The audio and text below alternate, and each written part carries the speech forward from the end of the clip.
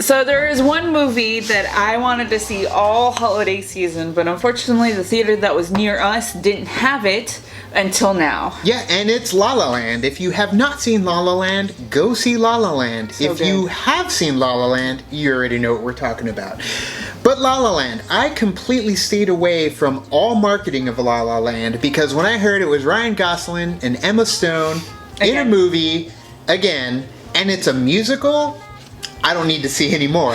That's all I needed to know. I saw little snippets here and there of all of the dancing and stuff, and I was just like, I want to see it so badly, and then we finally got to see it, and to me, personally, I thought it was perfect. It was amazing, and really when it comes down to it, the best part about La La Land is that they captured the old school LA musical fanfare, pageantry, Hollywood, everything of everything in modern day. Yes. So that was the great. best part of it. It's like it was almost like an art lost to time. It was another era, like Bye Bye Birdie or Singing in the Rain, especially more recently. Yeah. And it's just Mary Poppins even. There's a scene in there where I'm like, oh, that reminds me of Mary Poppins. It was fanfare. It was amazing. It was grand.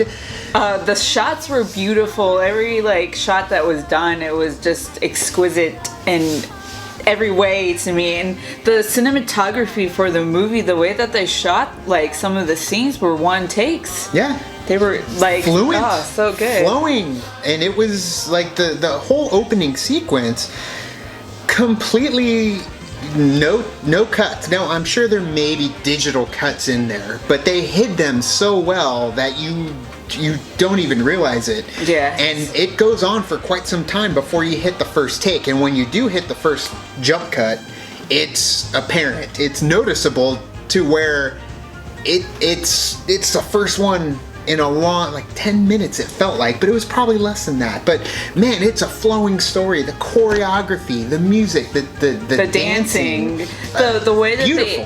the way that they interacted with each other. I know that they have good chemistry with each other from other movies that we've seen, and it shows in this movie. And I just love the music. The music gets in your head, and as soon as we got out of the theater, I was like, I want that soundtrack so bad. Singing it all the way out of the theater, singing it driving in the car, Yes. singing it before we press record on this camera. Singing it every day, singing it in the shower. Yeah, it's very memorable. It's toe tapping. It's elegant. It's well done. And I like the story that was in the movie as well. The way there's two aspiring artists in this movie, and they find each other, and this is kind of their journey. From different backgrounds as well. You got the actor and then you got the musician, Yeah. and it's great how they just coincide together in this LA story to, make it big or not. It just depends on how their story plays out. And then, like you said, the way they played off each other, granted they have the chemistry, but man, the delivery, personally my favorite, the delivery. The way Ryan Gosling, the way he delivers his lines is just how he talks. I love how he delivers his lines. There's just something about him that's just, I don't know. It's I feel this character. I don't feel it's Ryan Gosling. I don't feel like it's any other character he's ever been in any other movie, but yet it's so subtle and minimal that it hits you. It's like Rebel Without a Cause, sort of. I got the bullets. Yes. You've never seen it. I've never seen it. Oh my. You know it's playing at the Rialto. Really? Yes.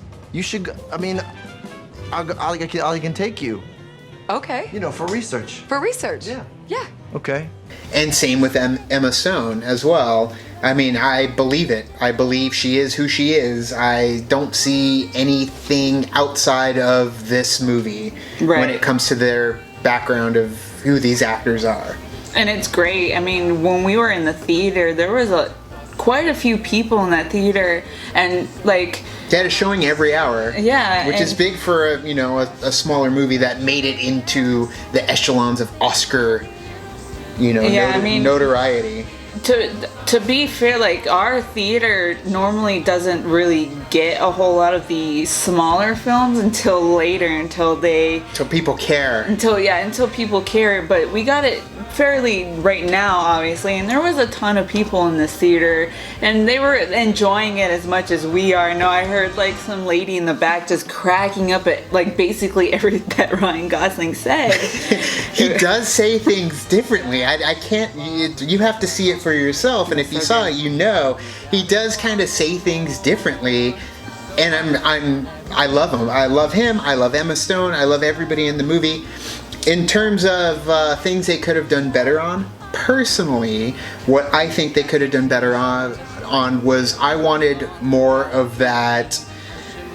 Everybody all of a sudden knows the choreography. Everybody knows the music. Like, it was very much centric on these characters. See, that's what I kind of like, the fact that not everybody knew it, and it was just kind of like their intimate thing that they were going through together. Yeah. And that's what I really liked about it. It wasn't like some big like show tunes kind of thing. It was just very small, but still grand in that way. And I was just... And that's what threw me off, is because the beginning of the movie is very much that grand. Everybody's in on it. Everybody knows. And I thought there would be more of that. But it's kind of a good thing when the negative for a movie is, I want more. I want more than what you gave me, but what you gave me was pretty damn good as it was.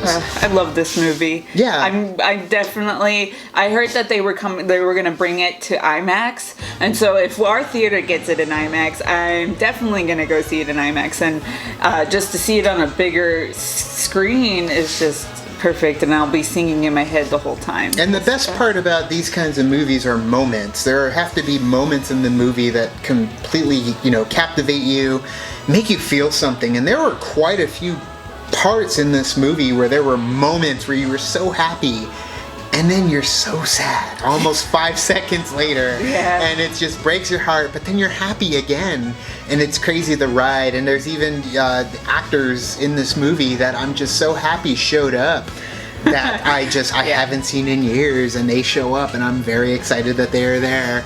And then, J.K. Simmons is on the docket as one of the characters, and he's in it very minimally, but the part he's in it makes an impact. I love the way that they started the movie, and I love the way that they end the movie. It was just so perfect. I don't know how to describe it. It was just perfect. The best way to describe it for me would be that it's not your traditional story, fairy tale ending.